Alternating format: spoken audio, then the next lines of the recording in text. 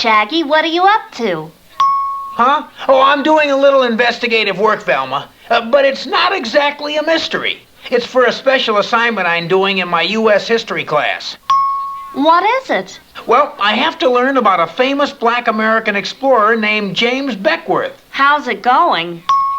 Well, not too well. My history book doesn't give much information. I think I know who could help you out. Hey, you mean Tina, our friend, the whiz on history? Right. She's at the malt shop. Let's go.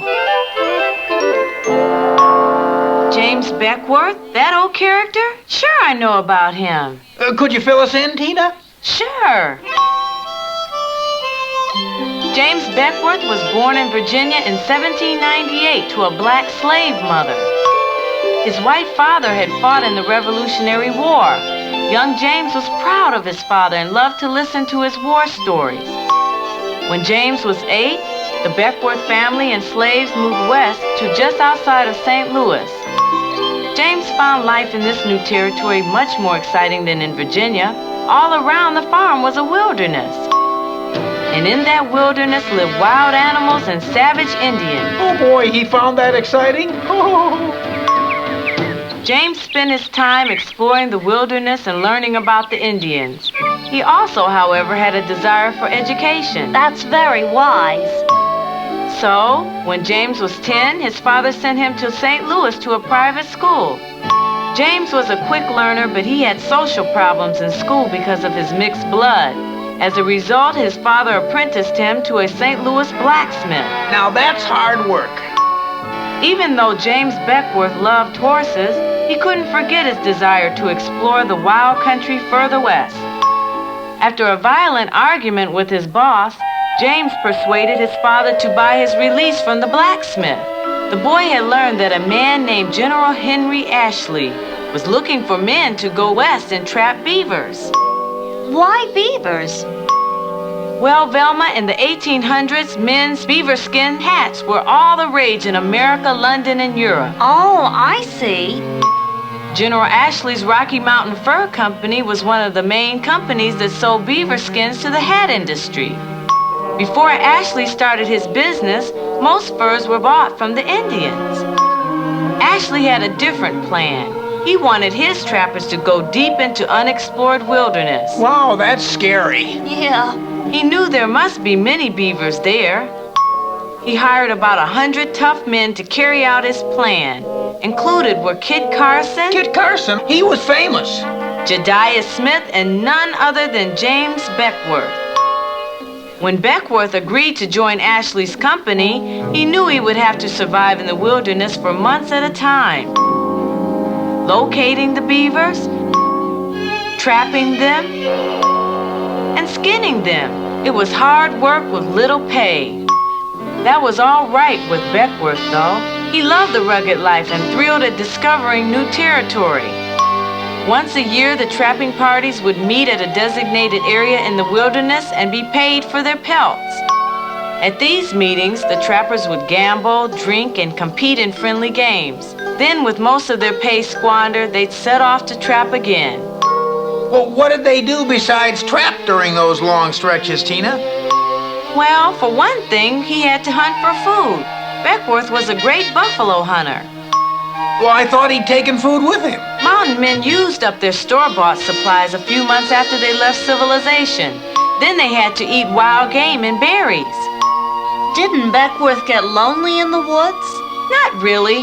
There were other trappers in his party. Besides that, they often crossed trails with other hunters. They would get together and tell each other of their adventures. Beckwourth was well known for being a great storyteller. Later, Beckwourth also made Indian friends. Well, I thought the Indians were unfriendly. Some were and some weren't. Beckwourth lived with a friendly tribe of Crow Indians.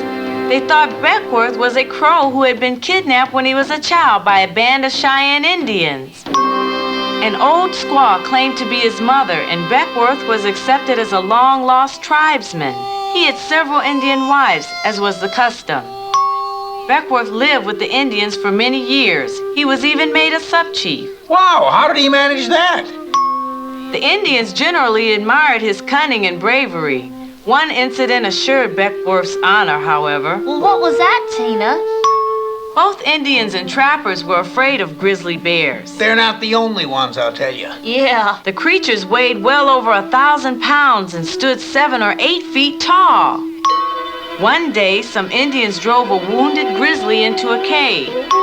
Although they were brave, the Indians knew that going into the cave to finish the bear could easily mean death. Beckwourth decided to go in alone. He did? He was armed with only a sharp knife. Oh, brave man. I'll say. The Indians waited. Their faces were sad. They really loved their long-lost brother, and now it seemed that they were sure to lose him again. After a few moments, they heard the fighting stop. Footsteps slowly neared the opening of the cave. Oh, boy. The Indians jumped back, prepared to face a grizzly.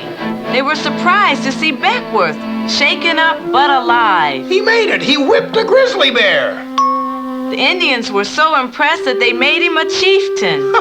That's the least they could do. Yeah. Beckwourth served as a Crow chief for many years before returning to the white man's civilization. He led the Indians in peace and war under his Crow name, Medicine Calf. After leaving the Crows, Beckwourth served as a scout and courier for the Army both in the West and in Florida for a short period.